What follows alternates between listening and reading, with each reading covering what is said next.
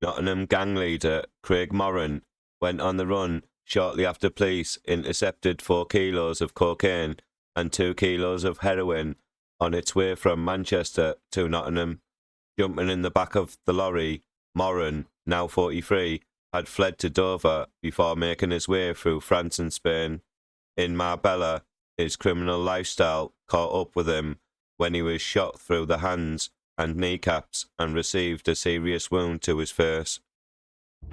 Again, he made a run for it, this time to Dubai, where he thought Nottinghamshire Police would never find him. He was wrong. Moran was hiding out, paying cash in hand, attempting to keep up a lavish lifestyle on borrowed time, and his drugs empire was crumbling around him. Back in Nottinghamshire, detectives were busy dismantling his criminal gang one by one before they organised Moran's arrest and extradited him back to the UK. In March 2020, Dubai Special Forces entered his place of residence and handed the Bestwood criminal back to 2 Notts police officers waiting at the airport. He pleaded guilty to conspiracy to transfer firearms, conspiracy to supply Class A drugs, heroin and cocaine, and money laundering. But it was back in October 2017 that this investigation began, when police executed a search warrant at Leybourne Drive in Bestwood and recovered a sawn-off shotgun.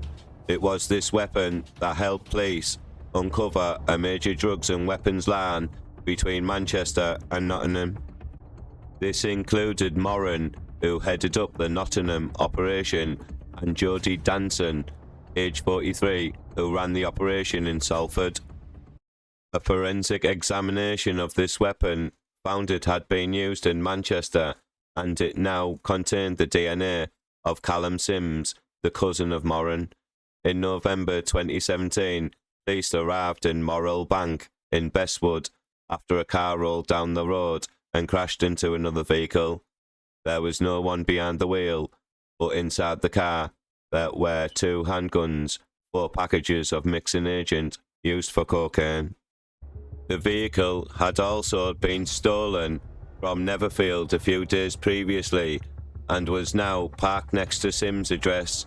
In April 2018, police executed a warrant at Wandland Gardens in Bestwood, the home of Lee Hudson, who was Moran's nephew. They found cannabis grow, 13,000 in cash, a cash counting machine, 2 encrypted mobile phones, and 131 rounds of ammunition.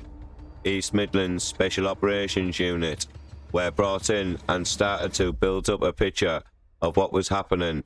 It was becoming increasingly obvious that Moran was the key player at bringing guns and drugs into the Bestwood area.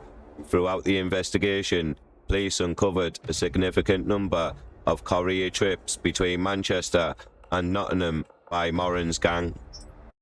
On July the 19th, 2018, police intercepted a vehicle near the M1 Junction 26, driven by Sims, where a GD sports bag containing 4 kilos of cocaine and 2 kilos of heroin was recovered. But before the links could be made to Moran, who was on court bail for an affray in McDonald's at the time, he ditched his electronic tag and was smuggled out of the country in the back of a lorry. A European arrest warrant was issued for his arrest, but after he was attacked in Marbella, he fled to Dubai. Back in Nottinghamshire, by March 2019, police had carried out a large number of warrants in Bestwood and Manchester and arrested everyone involved. Moran was then arrested in Dubai and extradited to the UK in July 2020, where he later pleaded guilty to a number of serious offences.